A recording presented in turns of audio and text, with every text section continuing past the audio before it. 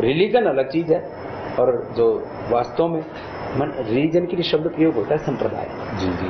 और धर्म जो है वो धर्म तो क्या, ट्रुथ है। धर्म क्या, पानी का धर्म है बहना, शीतलता, अग्नि का धर्म है जलाना। धर्म गुण को कहा जाता है। धर्म जो है जो शाश्वत सत्य है, यूनिवर्सल ट्रुथ को कहा जाता है। यूनिवर्सल लॉ, यूनिवर्सल ट्रुथ को तो आप मानते हैं, सभी मानते हैं। तो हम जो है धर्म को तो फॉलो करते हैं, आध्यात्मिकता को तो फॉलो करते हैं, हम किसी रिलीजन को, कास्ट को, किसी को फॉलो नहीं करते। इसलिए हमारे जितने भी हमारे आध्यात्मिक संगठन में, ये तो हमारे जो है जो प्रोफेशनल्स हैं, ये तो कोई भी पीछे अपने पीछे कोई जात, तिवारी, यादव, राजपूत लगा लेता है थोड़ा बहुत। हमारे जो आध्यात्मिक संगठन है हमारा जो इंस्टीट्यूट है, ये तो कंपनी होगी पतंजलि आयुर्वेद, इसलिए उसमें हम कोई नियम नहीं लगाते। हमारे यहाँ कोई जाति सूचक शब्द भी प्रयोग नहीं करता, हमारे यहाँ कोई भेदभाव नहीं। हमारे यहाँ रसोई के अंदर ब्राह्मण भी काम करता है और उसी के साथ जो है वो दलित भी काम करता है, वाल्मीकि भी काम करता है एक साथ, और वो दोनों राजी हैं और उनके हाथ से बनी हुई रसोई ब्राह्मण भी खाते हैं। भारत एक पंथ निरपेक्ष देश है, धर्म निरपेक्ष नहीं। शब्दों का फर्क है, मैंने आध्यात्मिक देश है भारत, स्वभाव से आस्तिक देश, spiritual country. Spiritual country. India is a spiritual country, not a religious country. वही जो स्पिरिचुअल, आध्यात्मिक और रिलीजन में जो लोगों को कंफ्यूजन हो जाती है, और दोनों एक, वो कंफ्यूजन तो दूर करना चाहिए। और दूसरी चीज ये है कि संप्रदायों के नाम पर कोई भी टकराव नहीं होना चाहिए हिंदुस्तान में। अच्छे बुरे लोग सभी मत, पंथ, संप्रदायों और जातियों में हैं, जिनको जो हम समूह मानते हैं भी हैं। तो बुरे लोगों का सर्वत्र बहिष्कार होना चाहिए और अच्छे लोगों को मिलजुल के काम करना चाहिए, मैं तो ये मानता हूँ। आपने ये बात कही गाय गंगा, तो गाय गीता, तो उसमें गंगा का जो महत्व है, गंगा भी संप्रदाय से परे। गंगा तो हजारों साल पुरानी है, कम से कम यदि हम इसी गंगा को लें जी, तो इसी गंगा का इतिहास कम से कम 10,000 साल से पहले का है। तो ये इनका संप्रदाय से क्या लेना देना भैया। तो गंगा की सफाई, गंगा अब स्वच्छ गंगा भाई, सारी दुनिया के अंदर नदियां हैं, वहाँ सब जो है नदियों को पवित्र बना के रखते हैं। वहाँ कोई रिलीजन थोड़ी है, फिर भी अपनी नदियों को बहुत स्वच्छ रखते हैं। उनका पानी पी सकते हो, उनमें नहा सकते हो, कोई बैक्टीरिया। और यहाँ तो आप देखो, आप पानी पियो गंगा जी का, लोग श्रद्धा से आचमन आदि कर लेते हैं। वैसे तो आप लोग भी समझदार हो गए। गंगा के लिए भी आपका कुछ काम चल रहा है? गंगा के लिए पहले तो हमने बहुत किया जी। आपको ये पता ही होगा कि गंगा रक्षा मंच का संयोजक मैं ही था, और उसी में हमने पूरे देश में आंदोलन चलाया। गंगा को राष्ट्रीय नदी के रूप में, हमने तो राष्ट्रीय धरोहर के रूप में बात डिमांड की थी, लेकिन राष्ट्रीय नदी के रूप में उसको मान्यता भी दिलवाई सारे। मतलब गंगा का काम बुनियादी तौर पर हमने शुरू किया। फिर बाद में उसमें दो चीजें आ गई।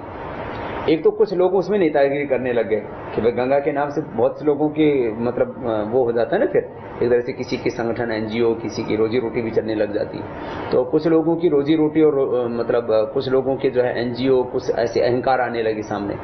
फिर उसमें सरकार भी काफी आगे निकल गई। तो हमने कहा भाई अब काम होना चाहिए, मतलब भाई हमारी कहीं आवश्यकता है तो हम साथ में हैं। तो अब हम रचनात्मक कामों में तो साथ में है, उसको लीड करने में जब सरकार ने लीड ले ली, बहुत से एनजीओ ने लीड ले ली, तो ठीक है, हमने कहा काम होना चाहिए। तो वहाँ हम कोई अपना, मैंने कहा छपास दिखास की हमें बीमारी है नहीं, हम तो बसते बसते बहुत दिख जाते हैं और बहुत छप जाते हैं। तो इसलिए उसको उस रूप में हम कभी नहीं गए।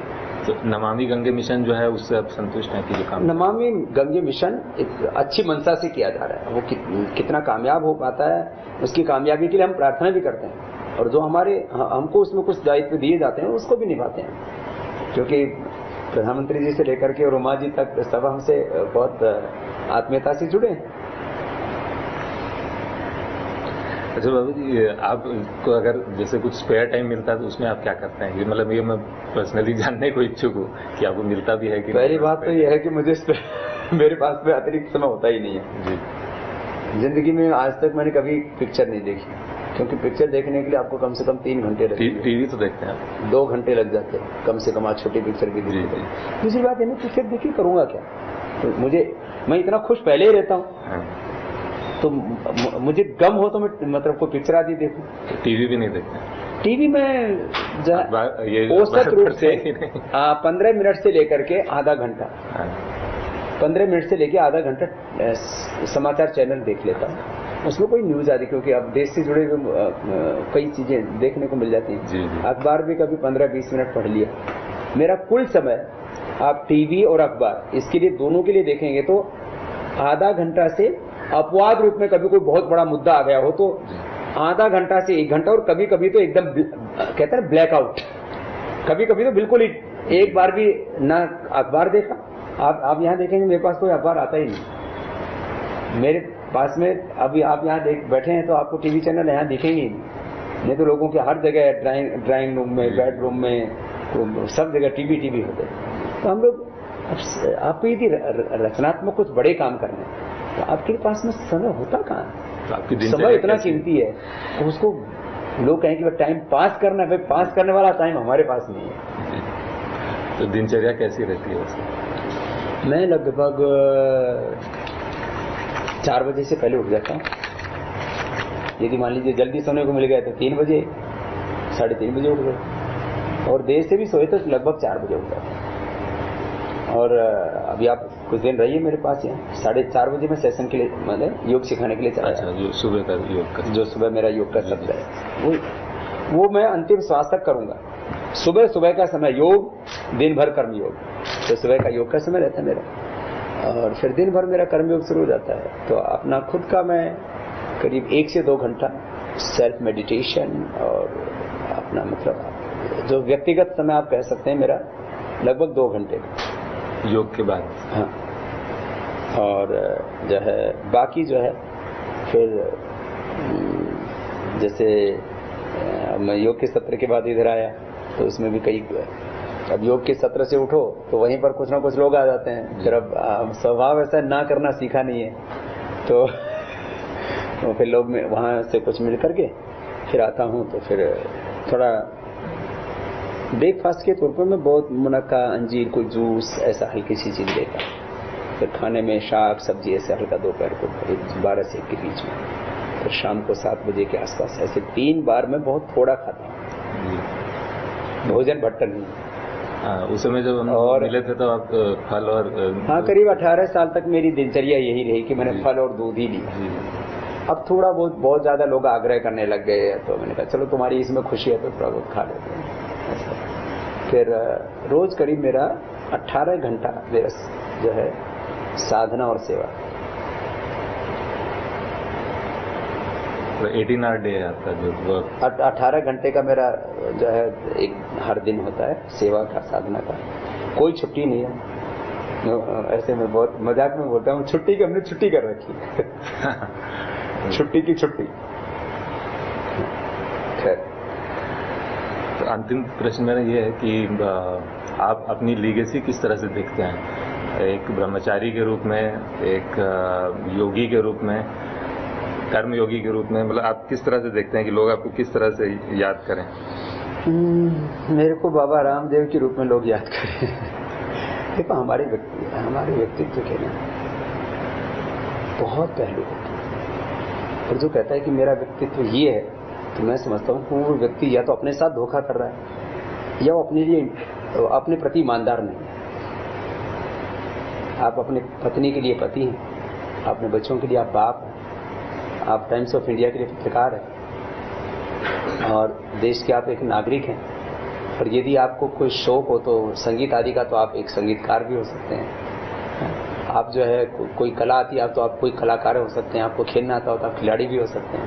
आपको थोड़ी खेती आती हो करनी, मेरे को आती है। देखो मेरे को कितने काम आते हैं जिनका मेरे को पास फुल स्किल है जी। तो मैं वो हूँ ना, तो मैं क्या करूँ, वो हूँ तो मैं एक नहीं हूँ, मैं एक जो है एको अहम बहुश्याम, हमारे उपनिषदों का उद्घोष है। परमात्मा ने संकल्प किया मैं एक से बहुत हो जाऊं, इसलिए संसार अच्छा। तो मेरे अंदर एग्रीकल्चर का स्किल बहुत अच्छा है, तो मैं एक अच्छा किसान हूँ। मैं एक जो स्किलफुल योगी हूँ। मैं आसन, प्राणायाम, मेडिटेशन और जो स्पिरिचुअल टीचिंग्स हैं, मैं एक आध्यात्मिक गुरु भी हूँ। मैं एक अच्छा शिक्षक हूँ, पढ़ाता बहुत अच्छा हूँ। आप कभी आपको फुर्सत हो तो मैं आपको पढ़ा भी सकता हूँ। देखा आपको पढ़ा तो मैं शास्त्र भी पढ़ाता हूँ। अच्छा। व्याकरण शास्त्र मैंने बहुत दिनों तक पढ़ाया, दर्शन शास्त्र तो अभी भी कभी कभी पढ़ाता हूँ। मैं एक अच्छा अध्यापक, एक अच्छा गुरु भी हूँ, शिक्षक हूँ। तो और मैं एक अच्छा वक्ता भी हूँ, अच्छा बोलता हूँ। मैं आ गए मुझे बोलना, मैं क्या करूँ, मेरे को ऐसा ट्रेनिंग तो नहीं कहीं से, तो मैं वक्ता भी हूँ। मैं एक एक्टिविस्ट भी हूँ। वो मैं क्या करूँ, मैं एक एक्टिविस्ट भी हूँ, मैं एक अर्थशास्त्री भी हूँ, जानता हूँ क्या करूँ। अब आ गया मुझे अर्थशास्त्र। तो देखो, कुछ लोग अर्थशास्त्र जानते हैं और कुछ लोग अर्थशास्त्र चलाते हैं। इस देश का किसान अर्थशास्त्र जानता नहीं, लेकिन अर्थशास्त्र की धुरी वो है। इस देश का मजदूर अर्थशास्त्र जानता नहीं है। मैं इकोनॉमिक्स जानता भी हूँ और इकोनॉमिक्स को चलाता भी हूँ, वो मेरी योग्यता है। मैं एक वैद्य भी हूँ, मैं एक डॉक्टर भी हूँ। तो अब जो है, अब मेरे अंदर ये क्षमताएं, ये स्किल विकसित हो गई भगवान के अनुग्रह से। अब मैं तो वैसे, आप देखो, मैं तो एक अनपढ़ माँ बाप के घर में पैदा हुआ हूँ, ये मेरा फैमिली बैकग्राउंड है। तो मूलतः है तो मैं किसान हूँ, खेती कर रहा हूँ, और ये सारी खेती पे विचारों की खेती है, अलग अलग ये खेती है, ये तो सारी है। तो मूलतः ये दरअसल क्या, हमारे व्यक्तित्व के साथ अलग अलग पहलू जुड़ जाते हैं। तो मैं, यदि समग्रता के साथ कहा जाए, तो मैं एक कर्मयोगी सन्यासी हूं। और आपको अगर युवाओं के लिए कुछ संदेश देना है तो वो क्या होगा? युवाओं के लिए मेरा यही संदेश है, जो जैसे मैं कर रहा हूं वैसे वो करें, आपको फॉलो करें, एम्यूलेट करें। मैं वो जैसे मैं कर रहा हूं वैसे करें। अभी मैं कोई बुढ़ा थोड़ी हो गया हूं। जैसे मैं जवान एक यंगस्टर की तरह काम करता हूं, तो वो नए ब्रांड बनाएं, नए आदर्श खड़े करें, नई प्रॉस्पेरिटी खड़ी करें, नई रिसर्च करें, नई इन्वेंशन करें। मैं खुद कर रहा हूं। मैं देश के युवाओं से कहूंगा कि वो विदेशियों की गुलामी ना करें, विदेशियों को आदर्श ना माने, अपने आइडियल्स अपने देश से चुने और खुद एक आइडियल बने, खुद एक रोल मॉडल, खुद एक आइकॉन बने।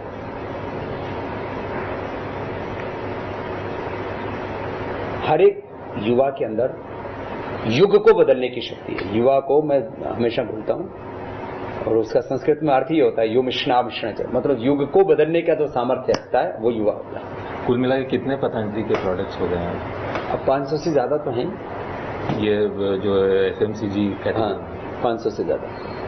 और इसमें अभी हम 2-3 प्रोडक्ट्स के ऊपर ज्यादा फोकस कर रहे हैं। एक तो हमारा शिशु केयर, जो जॉनसन एंड जॉनसन को भी अब टक्कर देगा, उसको भी पतंजलि जो है पराजित कर देता है। जब कहीं आता है ना, तो वो एक अलग तरह का एक पूरा ना उसके तो अभी सभी MNCs का आपका कंपटीशन हो गया, नेस्ले और हिंदुस्तान लीवर के साथ था ही पहले। अब जॉनसन एंड जॉनसन बचा हुआ है, तब जॉनसन एंड जॉनसन को भी पटकने देगा पतंजलि। हिंदी में शब्द आता है ना पटकन, जी जी, और वैसे ही संस्कृत में बोलते हैं पराजित। तो पतंजलि पराजित करेगा, पतंजलि पटकनी देगा, वो जॉनसन एंड जॉनसन को भी शिशु केयर के माध्यम से, क्योंकि वो उसने भी पूरी तबाही मचा रखी थी। जो प्रोडक्ट्स उसके हैं उसके ऊपर अभी पूरी दुनिया में। अच्छा बताओ, अब ये बड़ी कंपनियां बनते हैं, अरे भाई 200 साल पुराना है, 200 साल पुराना है, तूने किया क्या है ये बता। कि पुराना होने से आप दुनिया में राज करोगे, फिर तो नए लोगों को जगह ही नहीं मिल पाएगी। ये पुराना बहुत हो गया। तुम ये बताओ, तुम हो क्या? तो हमने इसी रूप में पतंजलि को स्थापित है। भाई देखो, हमारे पास पुराना ज्ञान है और आधुनिक विज्ञान है। तो हमने जॉनसन के साथ भी अभी होगा। फिर जो है, अभी ये जो प्रीमियम ब्यूटी प्रोडक्ट्स के नाम पर ना बहुत ठगी कर रहे थे, उस विदेशी ब्रांड जो बहुत ज्यादा विज्ञापन आदि नहीं दिखते उनके, और कुछ ये भी यूनिलीवर आदि भी कुछ प्रीमियम ब्रांड्स ले रखे थे। तो हमारा प्रीमियम सोप, हमने premium soap, premium face wash, premium body lotion, तो हमने प्रीमियम कॉस्मेटिक ब्रांड लॉन्च किया सौंदर्य। तो वो अभी इनके प्रीमियम ब्रांड्स को, मतलब उनको शीर्षासन कराने वाला जोरदार। हम इसलिए आप लोगों का धन्यवाद करते हैं कि हमारे पास में, तो हम कोशिश कर रहे हैं कि अखबारों में भी हम लोग अपने बारे में बताएं, टीवी पर भी बताएं, लेकिन जो है आप लोग जिस तरह से पतंजलि के बारे में बात करते हैं, उससे जो पतंजलि का जो पूरा दर्शन है, क्योंकि ये कोई व्यापार नहीं है, ये उपकार के लिए काम है, कमाई के लिए नहीं, भलाई के काम है, प्रॉस्पेरिटी फॉर चैरिटी। तो ये जो एक, मैंने कहा नहीं, विदेशी कंपनियों के पास तो कोई आइडियोलॉजी नहीं होती, कोई प्रिंसिपल्स नहीं होते, कोई एक लक्ष्य नहीं होता। ठीक है, कमाओ, अपना प्रॉस्पेरिटी बढ़ाओ, तो ये जो पतंजलि का पूरा विचार है, पतंजलि का जो पूरा दर्शन है, उसको हमने एक जन आंदोलन के रूप में खड़ा किया। तो उसको जन जन तक पहुंचाने में आप लोगों ने बड़ी भूमिका निभाई, उसके लिए आपको बहुत बहुत शुक्रिया। धन्यवाद।